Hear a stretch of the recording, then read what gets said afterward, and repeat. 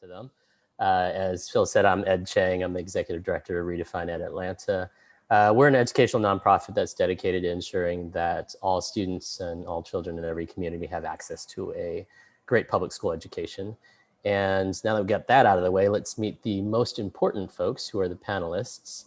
And in order to learn and grow and make change, I think it's really important to get really close to the work and really listen and learn from those who are experiencing all the change and all the challenge, which are the students and the parents, and those who are doing the hardest work, which are the teachers. So why don't you give a wave when I introduce you all. First, we have our two students, Dayana Bass. Give us a little wave there, and Brian Akumia Sechi, both of which are rising seniors at Carver STEAM Academy. Next, we have Miss Swanzetta Chapman-Smith, who is a parent at Banneker High School, parent of Destiny, a rising senior. And last but certainly not least, we have Miss DeAndrea Wright, who is a teacher, ELA teacher at Banneker High School. All right, so why don't we jump right in with the first question, and this goes to everybody. Why don't we start with Dayana and go to Brian, and then we'll go to Miss Swanzetta and Miss DeAndrea. And the question is, what has been your greatest success or moment this past year, and why during this crazy year? I have to say one of my greatest successes, I think, is having all A's. Because ever since we've been out of school, I feel like that has been my greatest challenge for the fact I'm a procrastinator. So I feel like because I'm at home, I kind of get to do work when I feel it. And so I feel like that's just, one of my greatest accomplishments this school year. Wow, congratulations on that. Thank One you. quick follow-up, what was different on getting all A's this year than before? Well, I would say the only difference is I have a lot less distractions. I'm not around my friends anymore. So I feel like, in a way it was a good thing. Got it, thank you. Brian, let's switch it up to you. My greatest success this or last school year was basically getting out of my comfort zone, because most of the time I really get shy when talking to people, or people I'm just meeting for the first time. So last month I took an internship which I normally wouldn't even try to even consider, but just trying to get out of my comfort zone taught me a lot of things during the internship. Got it. And being a panelist at a summit is getting out of that comfort zone as well. Well, congratulations on that. Thank you. Yeah, awesome. Miss Swanzetta, let's switch it over to you. From a parent perspective, what's been your greatest success? I'm sure juggling all the things during this crazy year. My greatest success is basically seeing my daughter be able to complete her 11th grade year successfully. Also being out of work and having to go back and transition back into my office.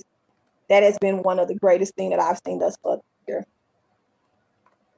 Yeah, definitely.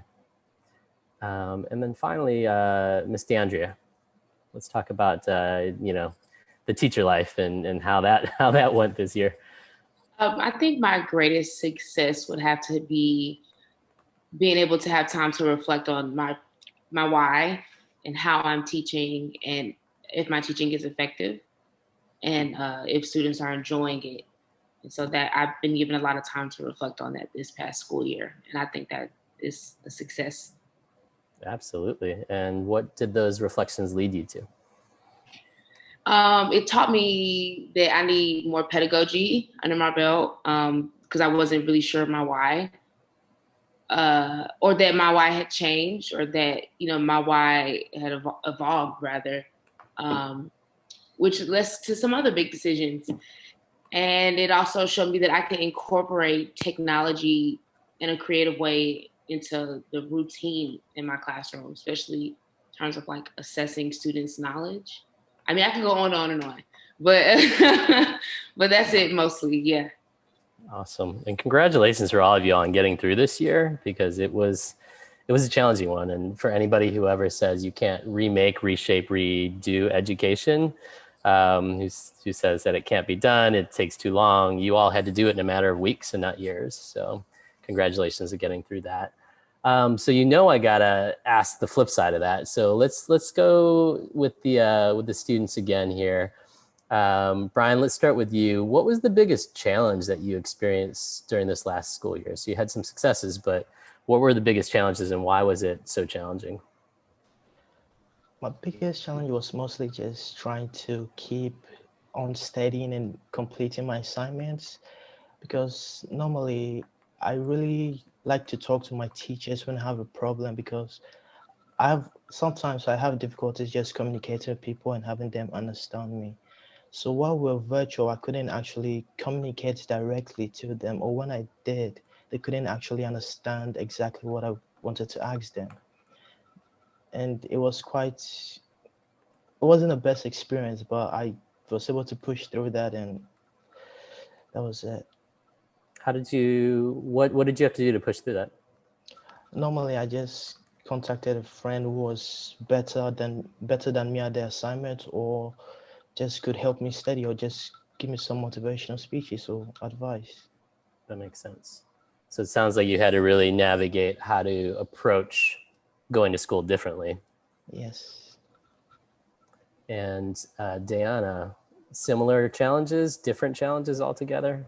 What were the challenges for the straight A student over here? I feel like in a way, it's similar. I feel like a lot of the times the teachers didn't really understand how to help us because we're not really in person. Not only that, but I feel like my biggest challenge personally was procrastination. I don't know if it's just me, but I don't know. I just feel like I have too much freedom.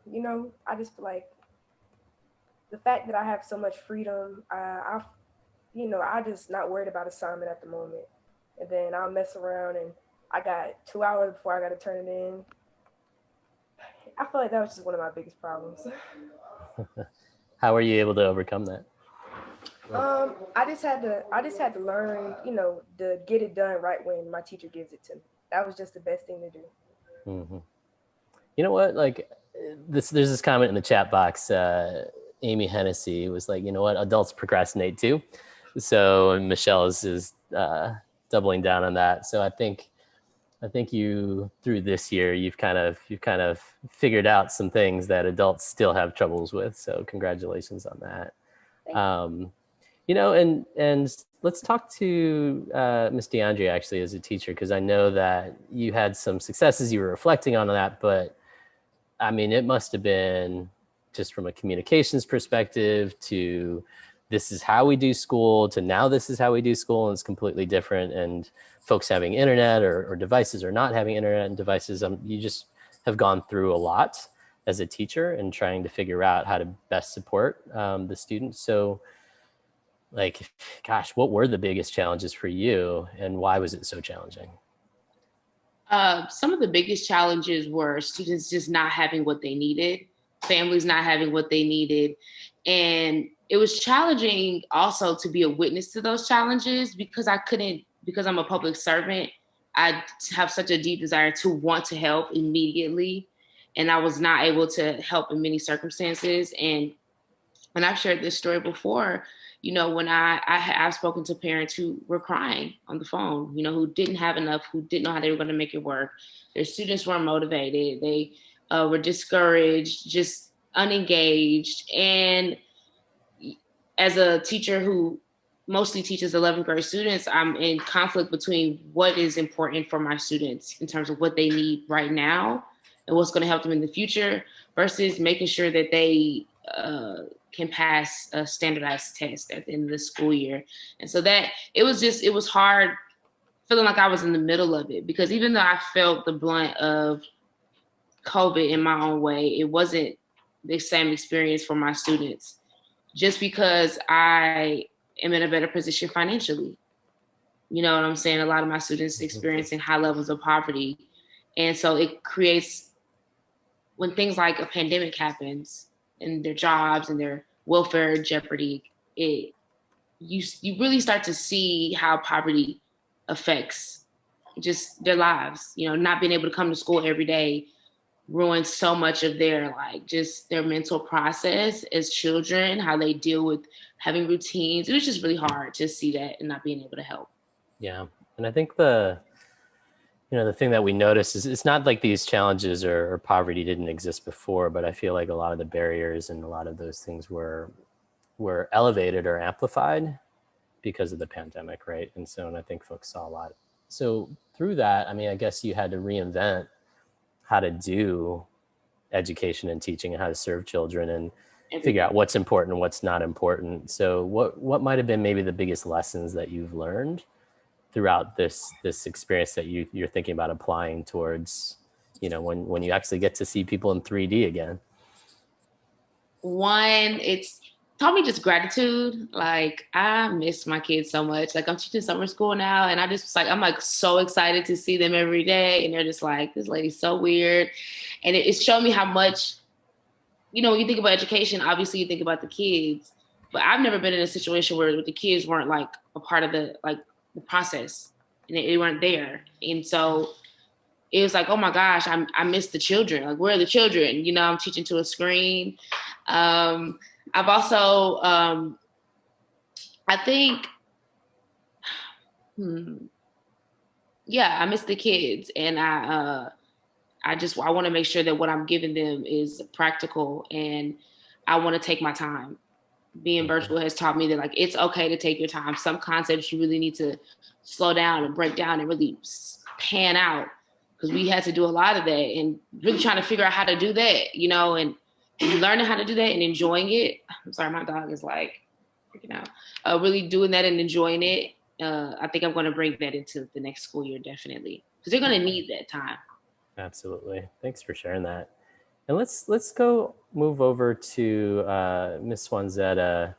How much of that resonates with you? And then the other question I have for you is going into this new school year, right? So you had to figure out how to be a mom, how to do work, how to, keep a roof over the head, how to do school during a pandemic. And now folks are going back to school in person, and who knows what's going to happen with COVID and the variants and all those types of things. And so it could be in person, it could be, hybrid, it could, going back and forth. So for you, how much of that resonates from what the students and teacher was saying? And then what's for you as a parent is the most important issue or issues going into the new school year? And what would you want to tell school leaders and educators? So what would you want them to know to help you address those issues for you that you're most nervous about, want to bring to the forefront, those types of things? To start off, I know, like with testing, for instance, I know a lot of the kids in the past 2 years haven't really had the opportunity to really basically focus on studying from a standardized testing standpoint. And if this school year is going to be something where they're going to be reintroducing that to the children, like with my daughter, I also have two other kids, one that's also a senior, and then also one that's coming in as rising ninth grader.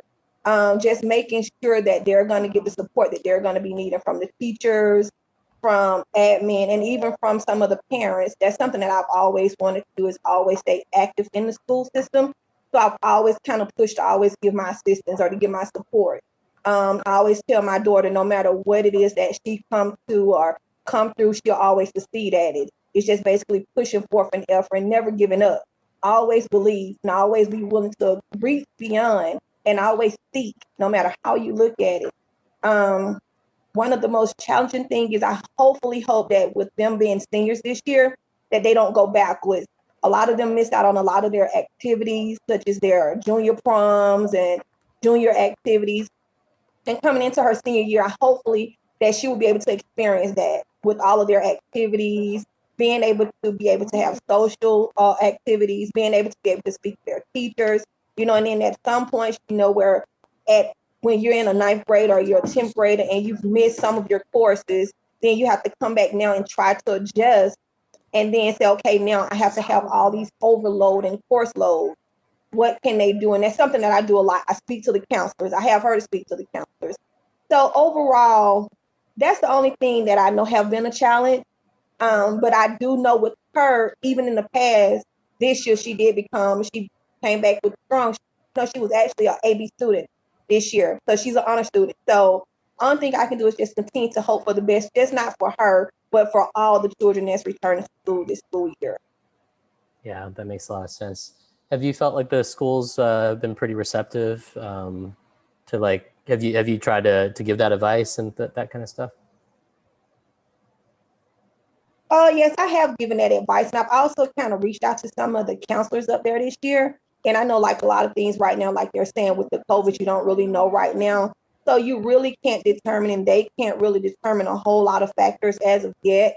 So it's just like how they say it's just by ear or eye. So right now, just basically, hopefully everything is going to kind of be a smooth sail this year, and that everything as far as action plans are created where that is going to help just not the students, but the parents as well. And it's going to take parent support as well. And that's one of the key factors.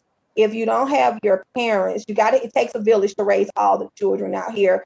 And you have to be willing to speak. You have to be willing to help. You have to be willing to assist. So I know most definitely I'm going to continue to be one of those supports, not just for my daughter, but several other kids up there at the school. That's excellent. Definitely takes the village for sure. So let's, I'm curious on the student perspective, the same question, like, you all are rising seniors. So what are the biggest issues for you going into the new school year, and what advice or what do you want to be able to tell your principals or your teachers to help you tackle those challenges or those big issues that are most top of mind for you all as you come back to your senior year? Let's start with maybe Deanna and then go to Brian. I'm sorry, can you repeat the question? Yeah, so you all are heading into your senior year, right? So what are the biggest issues for you, top of mind, coming back for your last year of high school? And what advice do you have, or what what do you want to tell your principal or tell your teachers to help you get through that?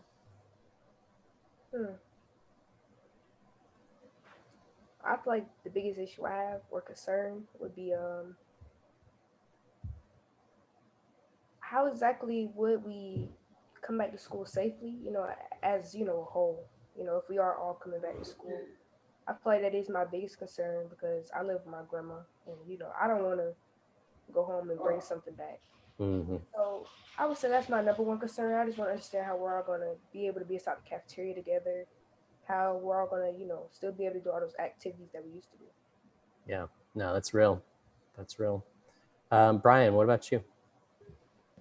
Mine will mostly be just reconnecting with people, because ever since COVID started, I haven't really been able to contact people except through the phone or just a call. And it's been very, very bad for me because I'm not really a type of person to talk much. So rebuilding those connections may be a bit difficult for me, and I don't know how I'm going to react once we reopen again. Mm-hmm. Yeah, that's a real challenge. I think when you've been out for essentially a year and a half, right? Like just figuring out how to be. I was in person at an event the other day, and we didn't know how to shake hands. We didn't know how to do small talk. It was we didn't know whether we could hug each other. We didn't know whether we could. It was just a strange thing to try to be back. So I think that's going to be a really interesting thing.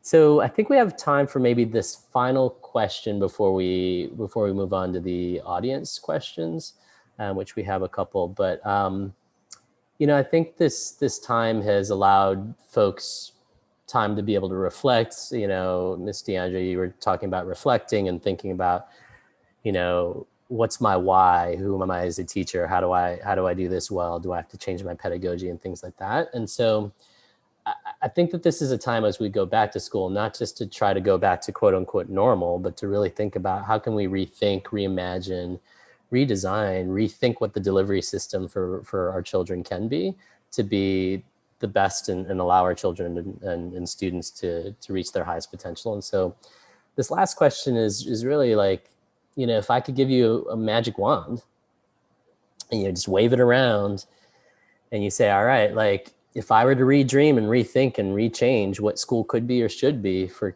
kids, what would it be and why? And maybe Ms. DeAndre, maybe we'll start with you, since you're kind of like frontline there and you're doing the heroic work. So what's you just had this magic wand and you just waved it around, what's different? in trainings for how to connect with parents, how to engage parents, trainings for.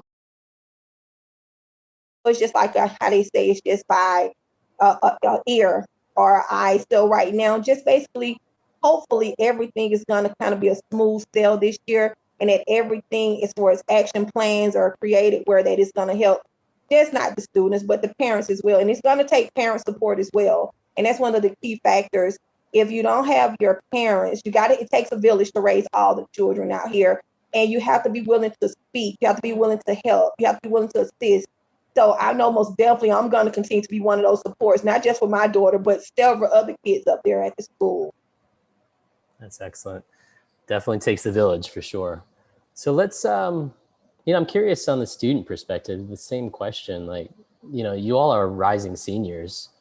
So what are the biggest issues for you going into the new school year, and what advice or what do you want to be able to tell your principals or your teachers to help you tackle those challenges or those big issues that are most top of mind for you all as you come back to your senior year? Let's start with maybe Deanna and then go to Brian. I'm sorry, can you repeat the question?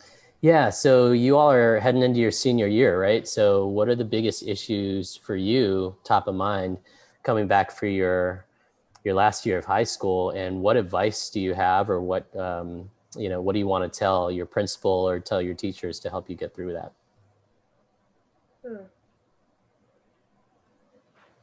I feel like the biggest issue I have or concern would be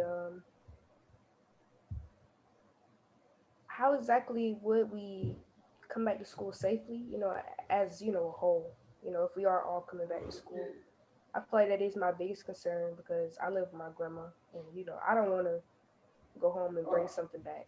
Mm-hmm. So I would say that's my number one concern. I just want to understand how we're all going to be able to be inside the cafeteria together, how we're all going to, still be able to do all those activities that we used to do. Yeah, no, that's real. That's real. Brian, what about you?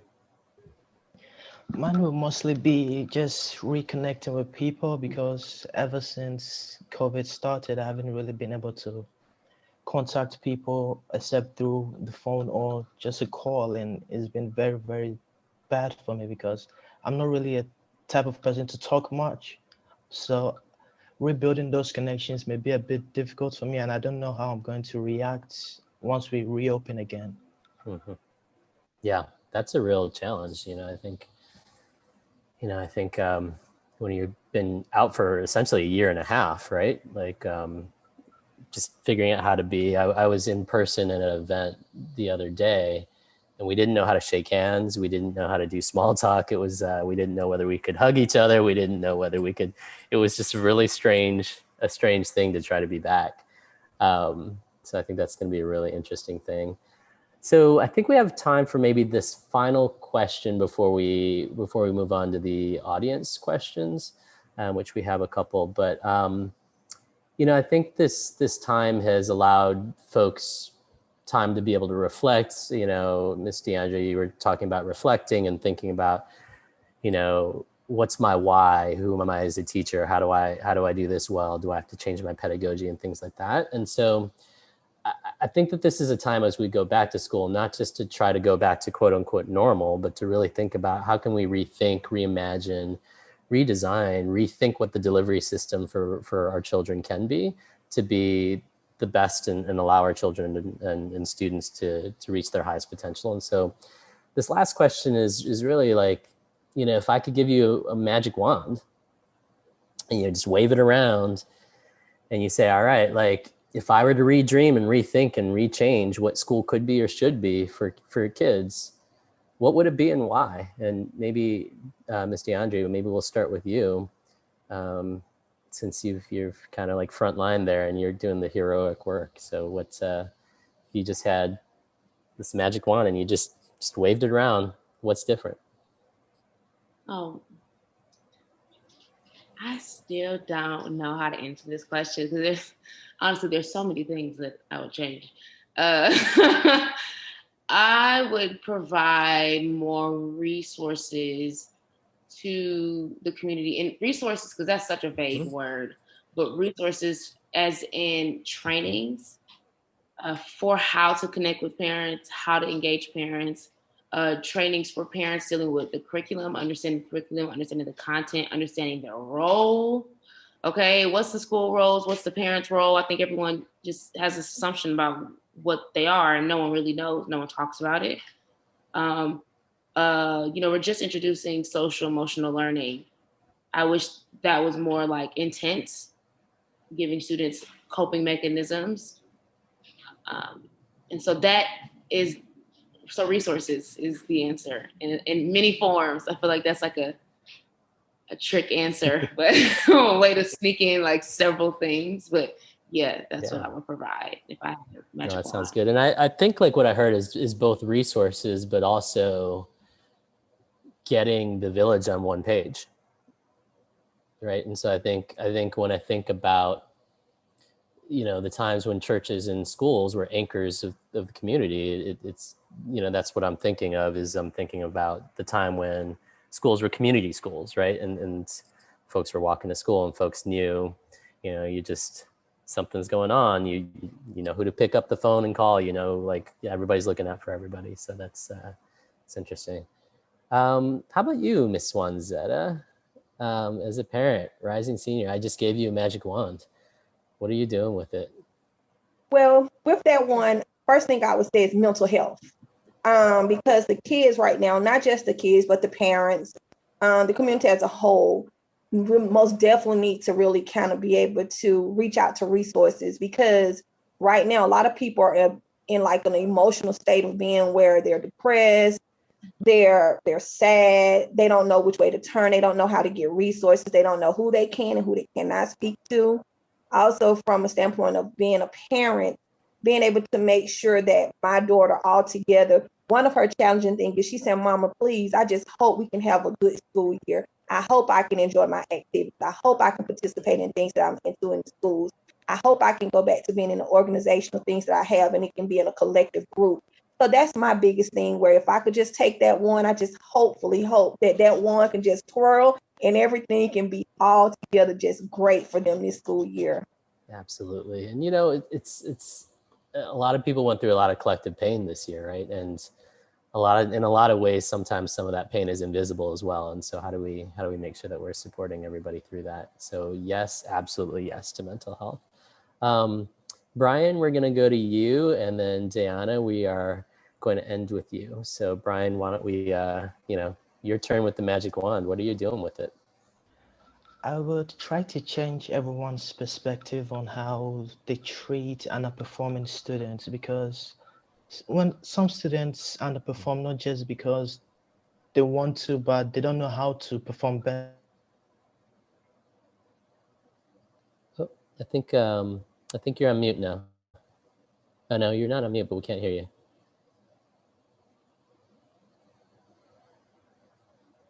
Let's see. Brian, I'm going to hit pause on you for a second. Tim, do you want to work maybe on if there's some technical pieces? Because Brian, we can't hear you right now. Can you hear me right now? Oh yes, perfect. Yep. Sorry about that. I didn't want you to speak all this eloquent thoughts on what you would change, and nobody got to hear your brilliance. So why don't we get started over again? So you were talking about supporting folks differently who are underperforming. So say more about what you meant with that. Yes, I'll say I want to change that, because when they underperform, it's not because they want to, but they don't know how to perform better. And I've been there, because growing up, my mom gave me a lot of freedom, which I really appreciated her for, but she didn't actually teach me how to study the way that Oh,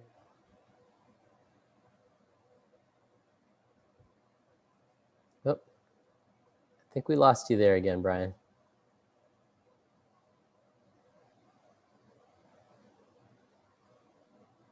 or better, to learn from my mistakes. That's what she wanted me to be more adequate at. And I did, but studying just wasn't in those mistakes that I made, because I never took it seriously, because no one actually forced me to do it. And I thought forcing someone to do something wasn't the best thing. And since then, I've I've just been treated a way by some teachers and students that was very, very bad. And once it got to some point, I just started to just pick up from people who study and who just do better at school. And I've been getting a little bit better and better and better each year. But I still do not like the way people are treated, because some students just don't have the parents to teach them like what I've been through, and some students just know how to do it, but they don't feel like anyone is appreciating them for their efforts,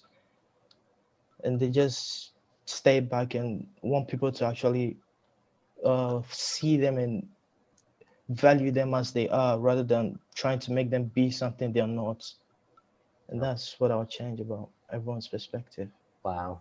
That's amazingly deep, Brian. And I always say, if you want to make change, listen to students first, because you're the ones experiencing it all. You know, listen to you. You all have the answers, right? And thank you for sharing that so much. And Diana, last but not least, I know that you had just mentioned when I first got to meet you that you were in an internship, that you're actually doing some of this work of designing schools and things like that. So you don't need a magic wand. You're actually doing the work right now. So what's this magic school of yours looking like? Well, I would say, everybody kind of, put this point out how mental health, during this time is really just important. And so a part of my school, that's something that we are changing. And that's something that we plan on changing.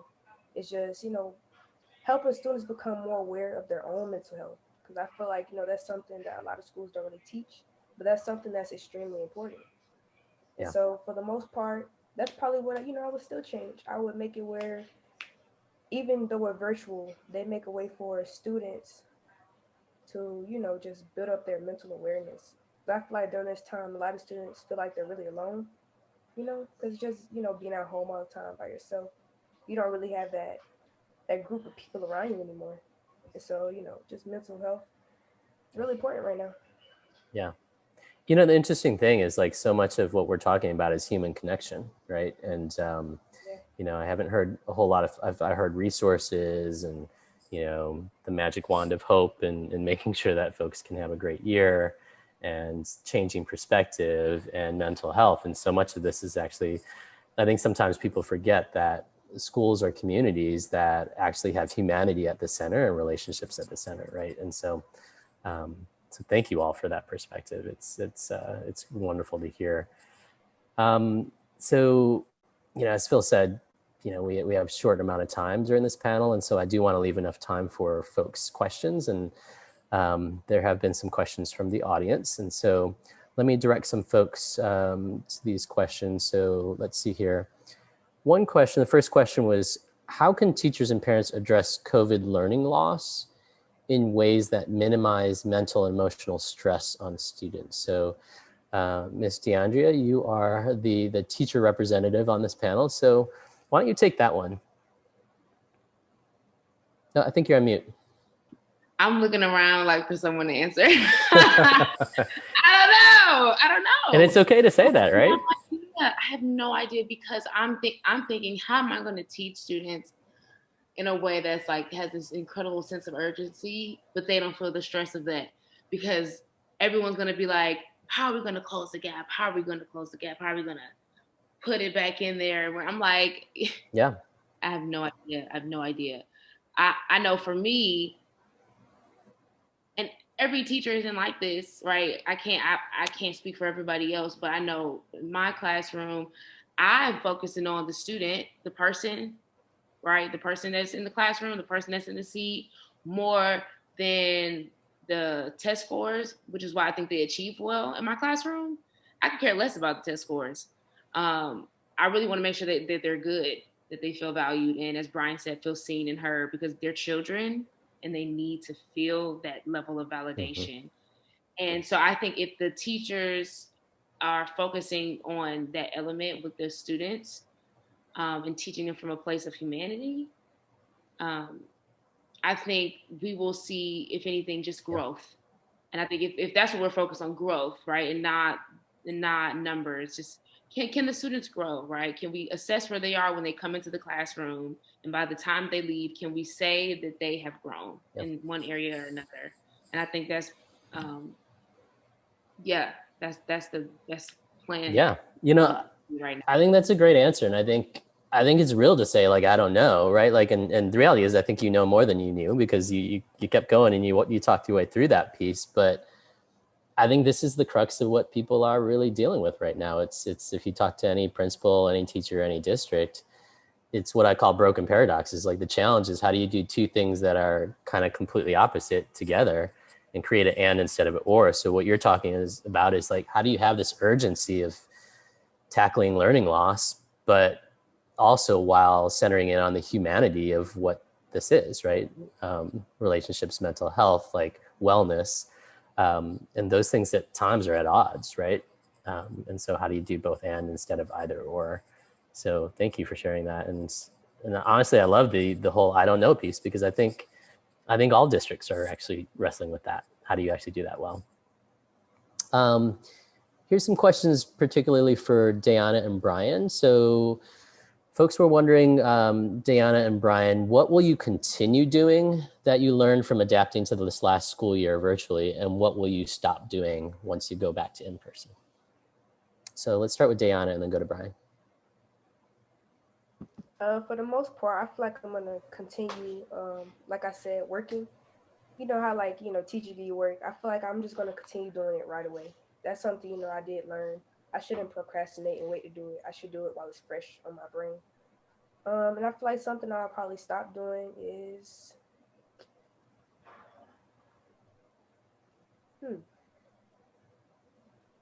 I probably stop sleeping, because I know sometimes I'll sleep during my Zoom calls. So I think that's something that I'll stop.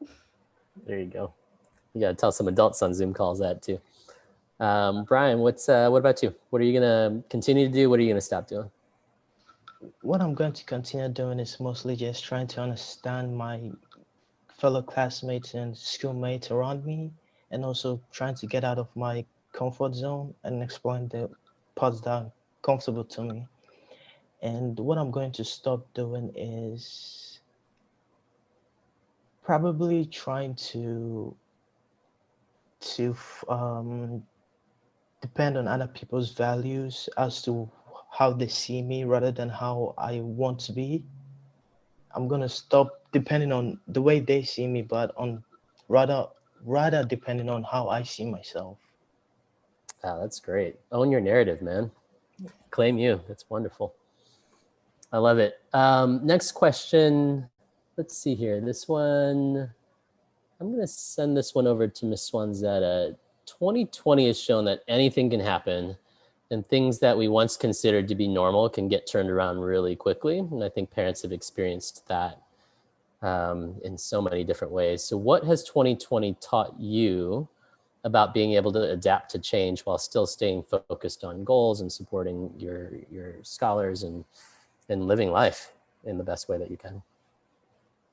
Well, I'm gonna say 2020 overall has been very challenging. Basically being able to more so now save versus spending as much, because like they say, when you don't value the money itself, you never know when things are going to happen. So you always need to have some type of nest set aside. So with resources, financial literacy, basically communication skills, being able to understand myself, being able to give myself time, give my children time, that has been something that 2020 has taught. Awesome. And I think we're gonna actually stay with you for a second and then go back to Dayana and Brian real quick. This next question from Deborah Neely, Step Ahead Scholars. Both student panelists are seniors, and Ms. Chapman-Smith is a parent of a senior. So what type of additional opportunities or supports are you interested in having access to so that your post-high school transitions are smooth and productive, whether it's college or workforce? Well, basically just trying to get resources for my children, because I do have a stepson that attends Banneker, and I have a daughter also that attends Banneker. Just basically making sure that they have the resources and the skills that they're going to need to be successfully after they leave school, such as scholarships, being able to have financial aid assistance, basically being able to make sure they have guidance counselors that are going to be able to help guide them. Also, such as Next Gen, they have the organizations that have been very support beings to help them successfully be who and what they're becoming as young adults. So that's what I want us to most definitely continue to see going forward. Excellent. And Deanna, what about you? Rising senior, right? So what other opportunities or supports do you want to have access to as you're thinking beyond your high school career? Well, one of my main curricular activities is band, and so I'm just hoping, this school year that they bring it back, because even though last school year they still had, football, basketball, they didn't incorporate band or dance, and I feel like, as me trying to, go to like Jacksonville State, a school with an amazing band, I need Yeah. that kind of opportunity, just to get started. Absolutely. What do you play? Trombone. Oh, nice. All right. Excellent. And Brian, what about you? I would say just adding more opportunities to this, no opportunities, but more subjects to the school curriculum, because I'm a senior and I still do not know what to do because I haven't really explored many fields or subjects, and I just can't decide, and I don't want to prematurely choose something that I do not want to do and waste money and time. And it's just going to be as though I just bothered my parents with paying all this money, and I just didn't want to do that. That's what I would love to do, just have more opportunities in the school curriculum to explore. Excellent. Thank you, Brian. Let me see here. I'm just working my way down the chat list. Let's go, Miss DeAndrea. Let's talk about partners in the community. So we keep talking about this concept of village, right? And so as we're talking about learning recovery, teachers aren't and shouldn't be supermen and superwomen, right? Educators wear so many hats as it is. So how can partners in the community be helpful in learning recovery?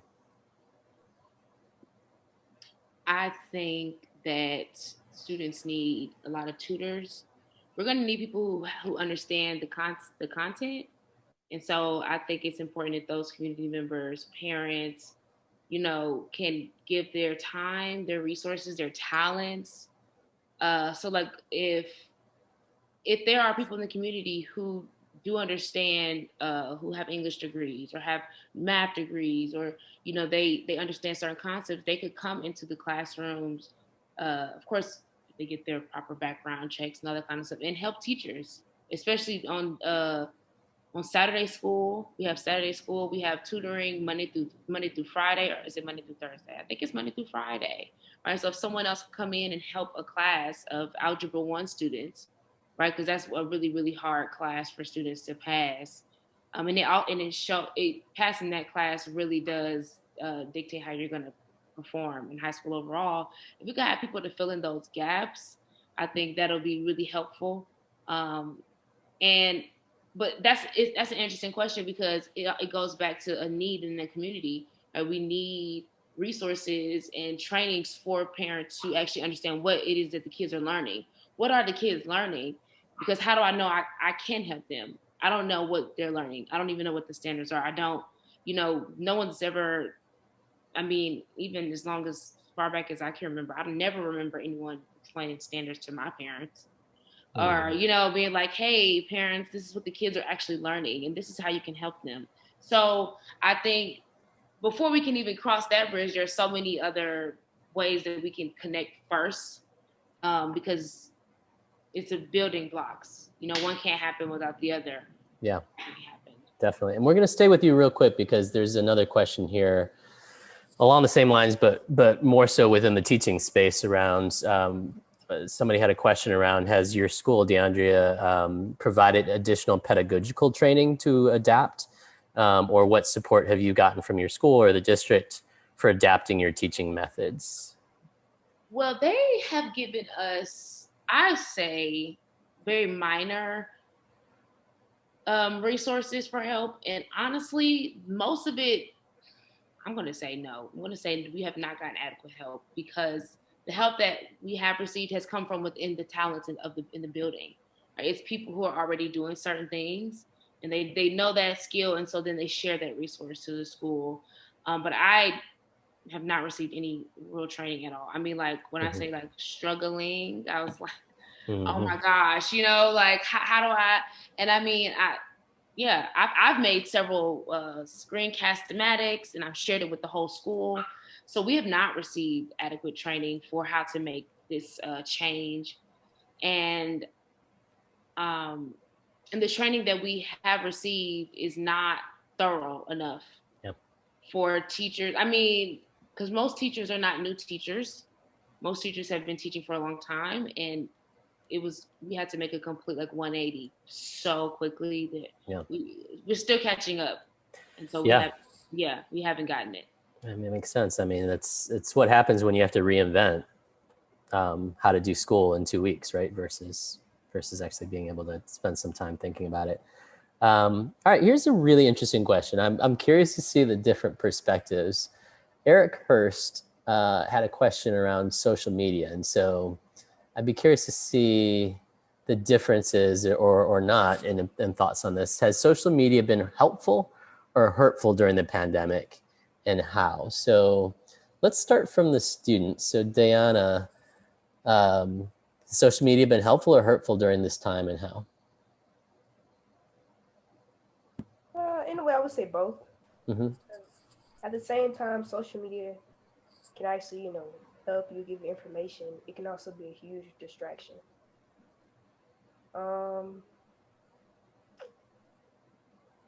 Yeah, I think, in my opinion, I think it's more harmful. I'm not gonna lie, because even like me, trying to focus in school, I feel like I always got my phone in me. I'm just texting my friends, just doing stuff I'm not supposed to be doing while I'm in school. Gotcha, doing the most. Brian, what about you?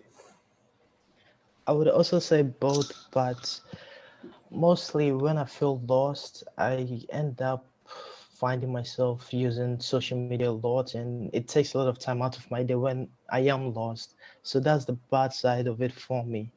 But the good side is it helps me communicate better with my friends and understand them more based on what they do throughout their days and just their life, basically. Yeah, I love it. I love this honesty from y'all.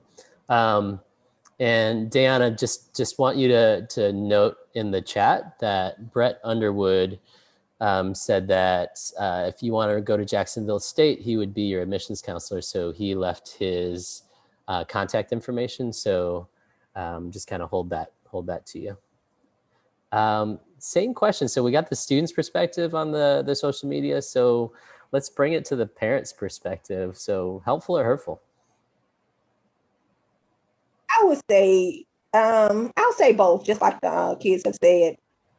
From my perspective as a parent, I think it was more hurtful because to me, I would see them being more so on social media versus studying, and which was a distraction for them more so, in my opinion. However, from a outlet perspective, when they could not be around other kids and not have any social skills, it was helpful because they would have their little live chats, and then you would see people acting kind of silly and being themselves. And it was like, well, we can't wait till we see each other. I can't wait. So from both standpoints, I feel like it was it was fair from a good and bad. It was kind of somewhat good and bad, in my opinion. But at the same time, I said, well, you know what? Maybe this is your outlet. This is what you need.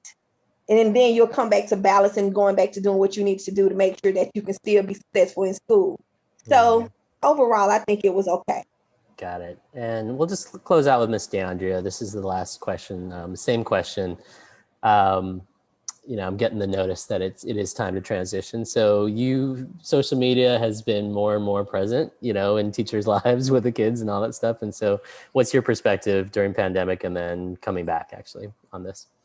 I think it's more harmful than it is helpful. It is helpful in some ways. It helps keep us connected, and it is a great resource and it's a great tool. But I also feel like for the young kids who are just not really developed in their self-identity, it causes a lot of unnecessary comparisons. And so it really affects heavily on children's minds and their perception of self, their perception of beauty. There's a lot of crazy things on social media, like just wild things that they don't understand. And so they have all this knowledge but no wisdom. And so I think it's really, really hurtful to the kids. but I think in very small, tiny ways, it's been helpful in some ways. Excellent.